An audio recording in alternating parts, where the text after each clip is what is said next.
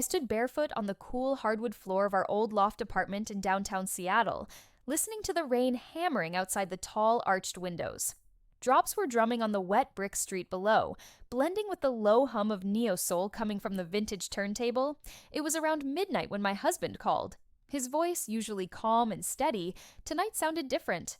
Velvety, laced with triumph and barely contained excitement. He said they'd just closed a massive deal and were coming over to celebrate. Kirill and Dennis. I'd known them forever. They weren't just his business partners. They were his ride-or-die brothers in the brutal world of high-stakes deals. But tonight there was something extra in his tone. "Be ready, kitten. Tonight is special," he dropped before hanging up, and that single line made my heart skip a beat. Getting ready, I kept catching my reflection in the dark glass of the bookshelf. I was wearing only a whisper-thin silk slip dress the color of dusty rose. The spaghetti straps barely clung to my shoulders, and the fabric poured over my body, delicately outlining every curve without giving everything away. No bra, no panties. He loved when there was nothing under the silk but me. A thin silver anklet glinted on my ankle. His gift. I ran my fingers through my hair, letting it fall loose over my shoulders, and goosebumps raced across my skin. It was a strange feeling, a cocktail of nerves and sweet, almost forbidden anticipation.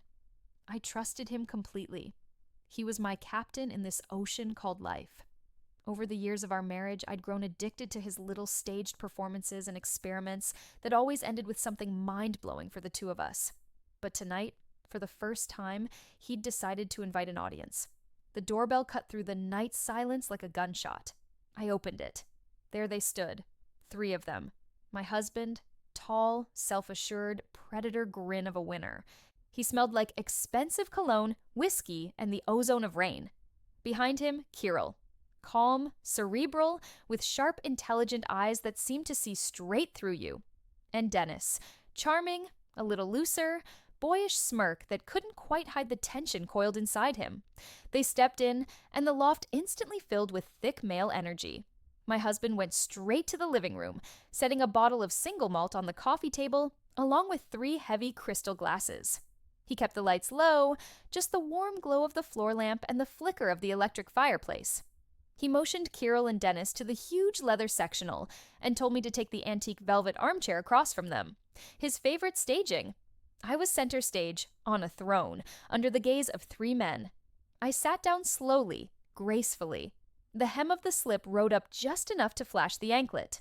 For a split second, every pair of eyes locked on that tiny glint of silver. It wasn't crude or stripping. It was something else. Admiration, curiosity, appraisal. Like collectors studying a rare and exquisite artifact. He poured the whiskey, peat and smoke drifted through the air. "To success," he said, raising his glass, "and to my breathtaking wife, who is my ultimate inspiration." Kirill and Dennis nodded silently. Their eyes slid back to me. They drank slowly, never breaking eye contact. At first the talk was business, numbers, contracts, but I felt it was just the overture. He masterfully steered the conversation, gradually shifting the spotlight onto me. He started asking questions that sounded innocent on the surface. "Babe, tell them what you felt tonight while waiting for me." His voice was soft, but steel ran through it. I took a small sip of whiskey. Warmth spread through my chest, melting the last traces of anxiety. "I felt anticipation," I answered honestly, holding his gaze. "Just anticipation? No fear?" Dennis chimed in, his smile turning bolder. Heat rushed to my cheeks. The silk suddenly felt like a second skin, almost unbearably sensitive. I crossed my legs, the fabric stretched tight across my thighs. That tiny movement didn't escape them. Kirill, quiet until now, let his gaze travel slowly from my bare toes all the way up to my shoulders. It wasn't undressing. It was memorizing every line, every detail. "Fear is just seasoning for pleasure," my husband answered for me, eyes hypnotizing. "My girl knows that better than anyone."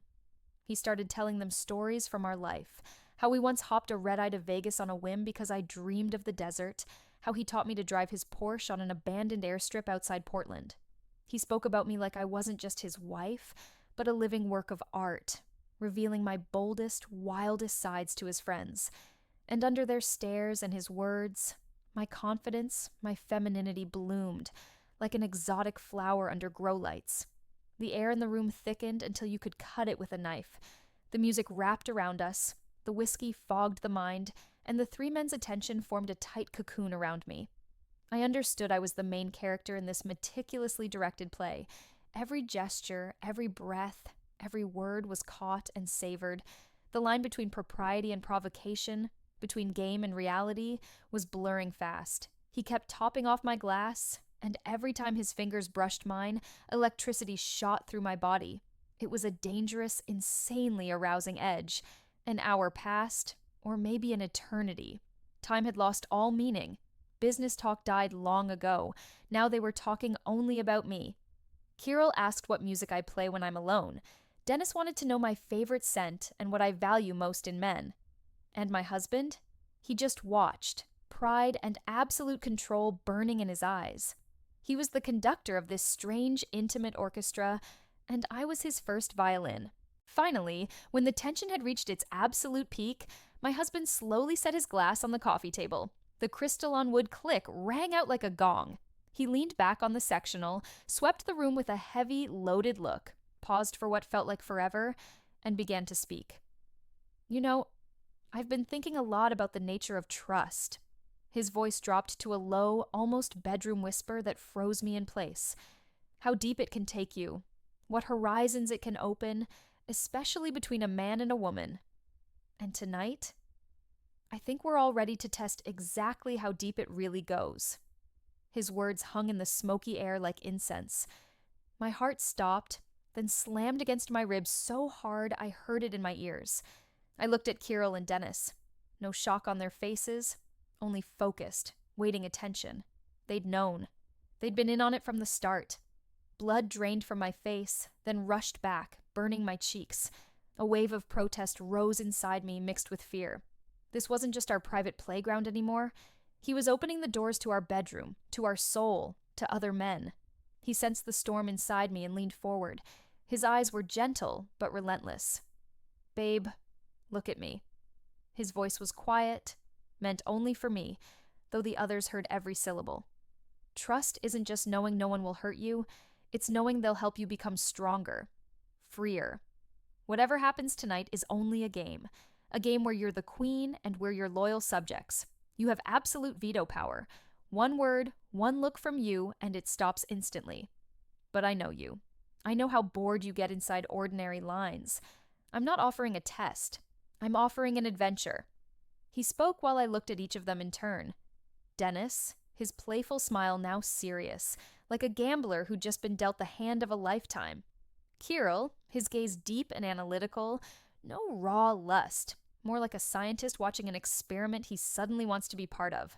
That one scared and fascinated me the most. And finally, my husband. Endless love, pride, and absolute certainty that he was right about me swam in his eyes. He believed in me more than I believed in myself. He saw not just a woman, but a force of nature he wanted to help me unleash. I took a deep breath, gathering the last scraps of composure. Silence stretched. They were waiting for my answer. In that silence, I realized the fear had already melted away, leaving only sharp, ringing curiosity. What if I say yes? What will I feel? Who will I be when this night is over? I gave the tiniest, slowest nod, eyes locked on his. Our silent pact. The corner of his mouth curved in a victorious smile. He didn't say thank you. Instead, he stood, walked to the turntable, and flipped the record.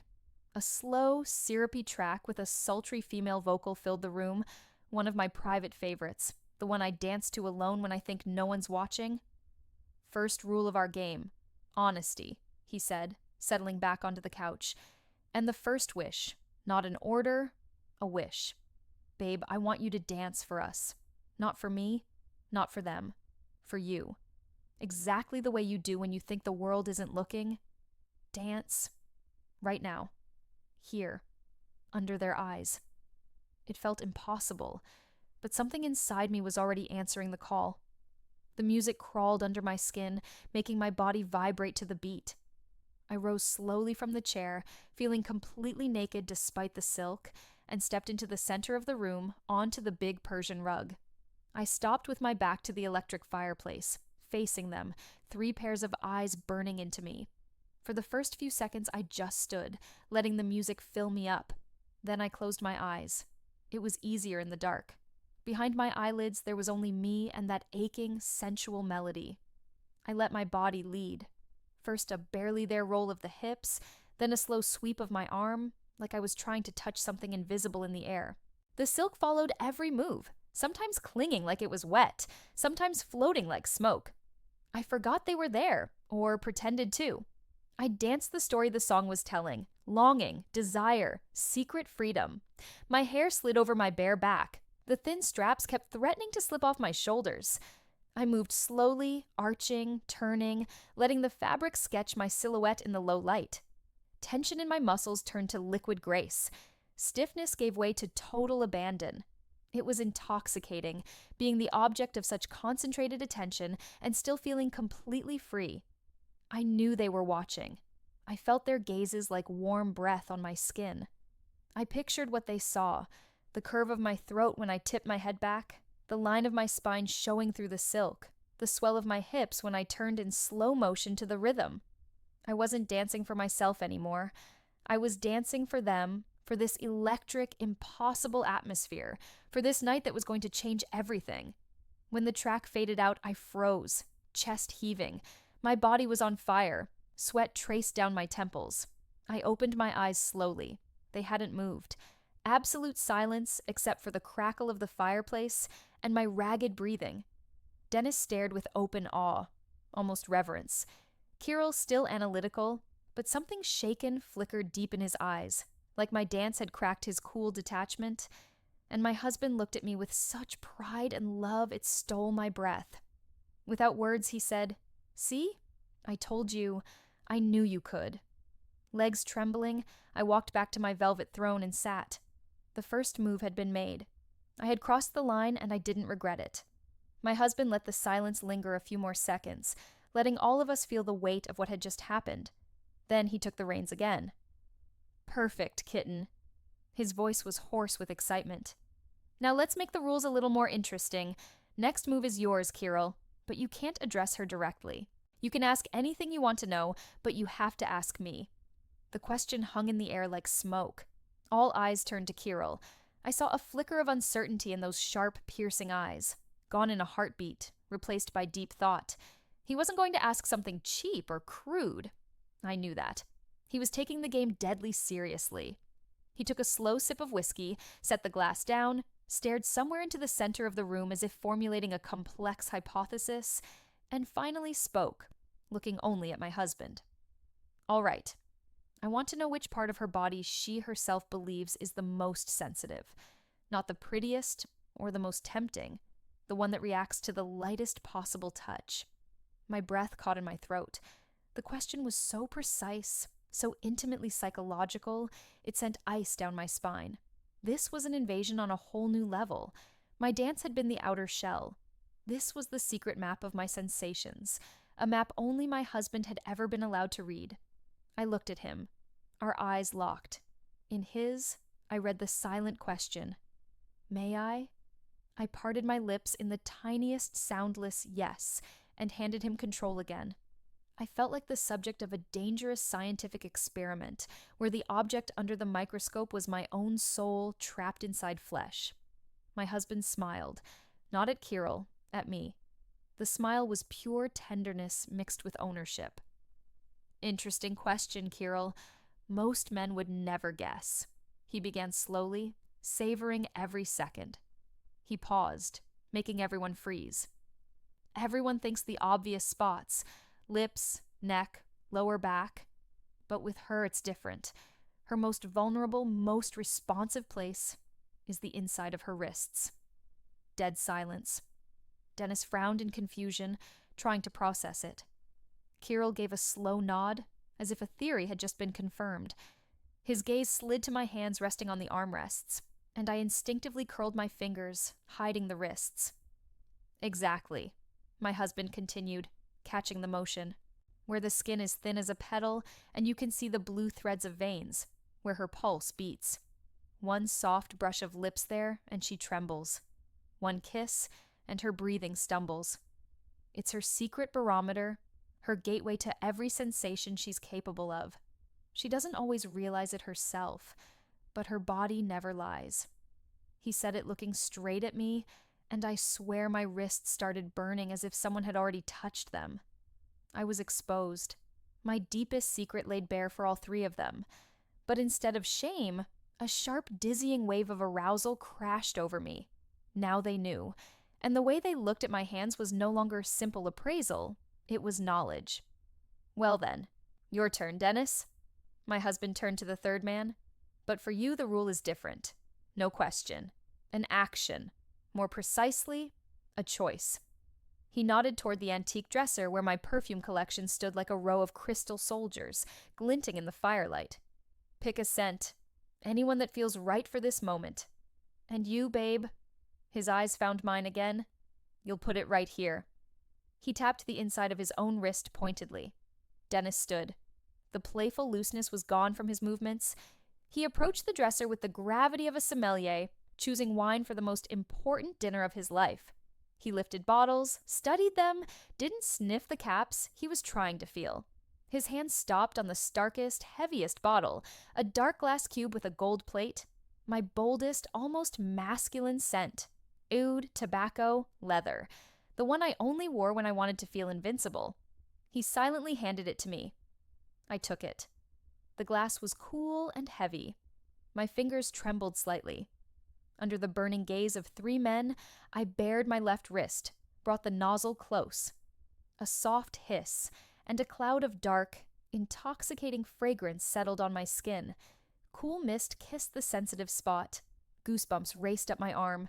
I repeated it on the right wrist. Instantly the room filled with that thick, complicated smell, blending with whiskey and the wet Seattle night outside. The ritual was complete. I sat in my chair radiating not only my own scent now, but one chosen for me by another man. I lifted my eyes to my husband, waiting for what came next. The game was getting harder, more dangerous. He looked at Dennis. Devilish sparks danced in his eyes. You made your choice, Dennis, he said softly, almost purring. Now you've earned your reward. You get to experience that scent. Come closer, but remember the main rule. You may touch her skin only with your breath. Nothing more. The command, wrapped as permission, cracked through the silence like a starter pistol. Dennis seemed to stop breathing for a second. He glanced at my husband for confirmation, then at me. The playful mask was completely gone. His face was focused, almost reverent. He rose slowly from the couch. Every step across the rug was measured and soundless, but I felt him approaching with every cell of my body. I sat frozen in my velvet throne, turned into a living statue of flesh and blood. Every instinct screamed, pull away, hide, close up. But my will, backed by absolute trust in my husband, kept me perfectly still. This was my choice, my leap into the abyss. I felt like a tightrope walker over a canyon with no net. The only safety line, the steady gaze of my husband.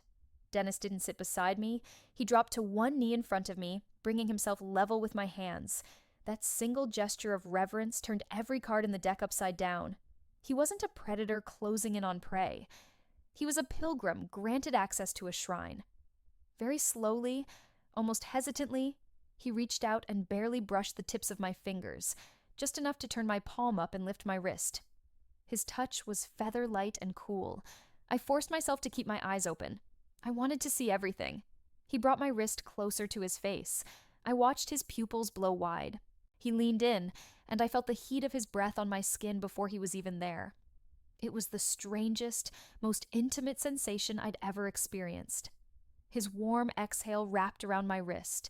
The Oud tobacco leather scent mingled with the warmth of his skin and the whiskey on his breath, turning thick and dizzying. He inhaled slowly. His lashes trembled. He never let his lips touch me, but I felt him as intensely as if he had kissed me for minutes. 1 second stretched into forever. Then he just as slowly pulled back, gently lowered my hand to the armrest, stood without a word, and returned to the couch. He picked up his glass, drained it in one swallow, and stared into the fire. The trial was over. The boundary had not been crossed. The air now vibrated with tension of an entirely new frequency.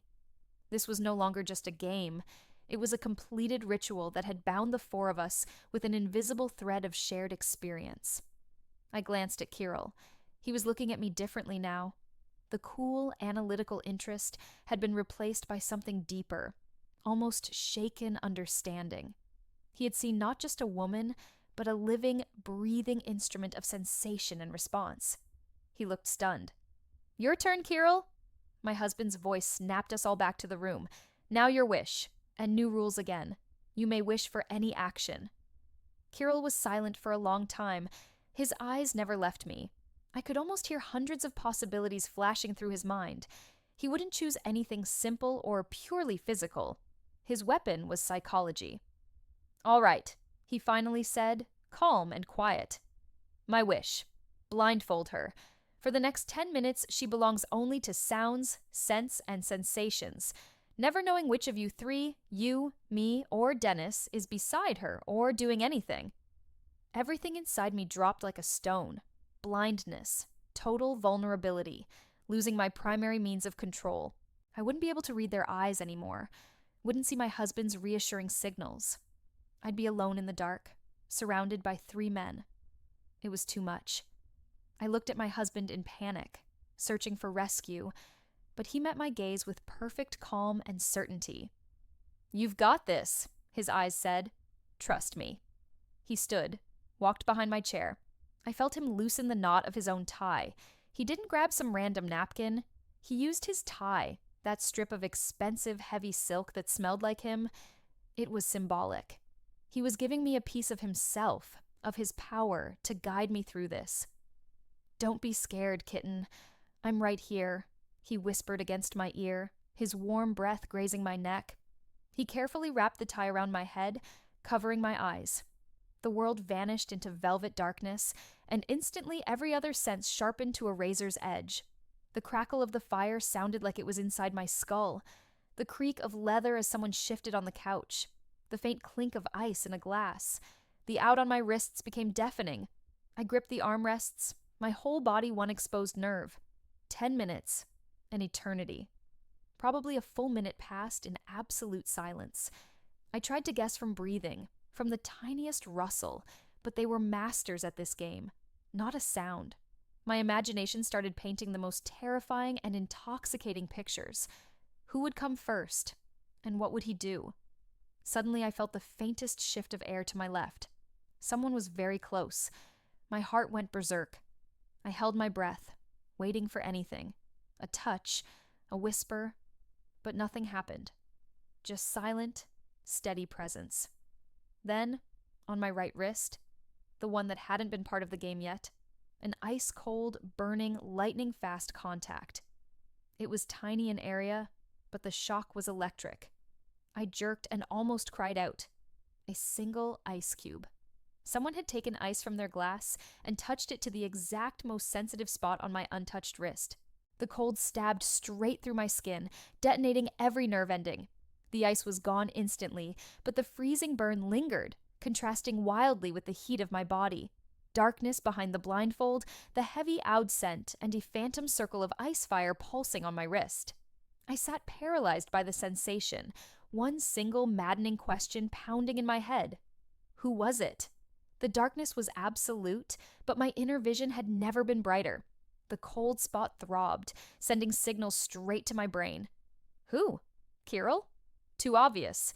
It was his turn, his wish. He wouldn't be that direct. Dennis? Maybe. He had that impulsive, edge-playing streak. My husband? He might. Just to test me, or he might not, to honor the rules. I had no idea. And that was exactly the point. My logic crumbled, leaving only raw intuition.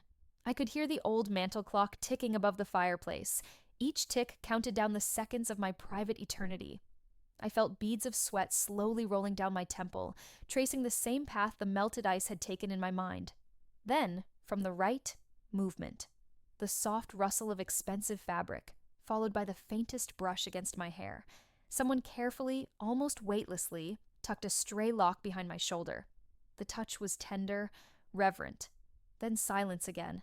2 actions. 2 different men, or one man toying with me like a cat with a mouse. My brain raced, trying to match the clues, but in this sensory deprivation, everything blurred. The ice felt like Kirill's cold, analytical mind. The gentle touch to my hair felt like Dennis's romantic impulsiveness. But something didn't add up. When the 10 minutes were finally up, I felt my husband's familiar hands. He slowly, carefully untied his silk tie. Firelight hit my eyes. I blinked hard. When my vision cleared, there they were, all 3 exactly where they'd been, as if they'd never moved. Their faces gave away nothing. "Well, kitten?" My husband's voice was soft, but triumph hummed beneath it. "Your impressions? And the million-dollar question, who was who?" I drew a shaky breath. "The ice. That was Dennis," I said, not entirely sure, but betting on his boldness. "The hair?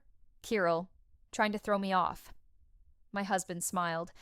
Kirill and Dennis exchanged a quick glance. And in that instant, I knew I'd gotten it wrong. "No, my love," he said, and his voice made me shiver. "The ice was me. I wanted you to feel my cold control at the exact peak of your vulnerability. And the hair?" He paused. "That was me too. I wanted to remind you of my tenderness so you wouldn't be afraid. No one else touched you at all. They only watched your reactions to what I did. It was the final test. A test of your trust in me, not them. Could you stay calm believing a stranger might be inches away, while trusting that I would never allow it?" I stared at him, and the world tilted. It was so cruel and so brilliant. He had walked me across a razor's edge while holding my hand the entire time, without ever letting me feel the grip. Relief, hurt, and a brand new, boundless awe crashed over me all at once. He was devil and God in one man. Kirill and Dennis stood. Their roles were complete. They walked over to my husband, shook his hand firmly, almost solemnly. Then both turned to me and gave a small, respectful nod. There was no lust in their eyes, no familiarity. Only deep, almost reverent respect, as if they'd witnessed something sacred. A minute later, the front door clicked shut behind them. The silence that followed was deafening, saturated with everything that had happened tonight. I didn't know what to say. I felt drained and overflowing at the same time. My husband came to me, knelt the way Dennis had earlier, and took both my hands in his.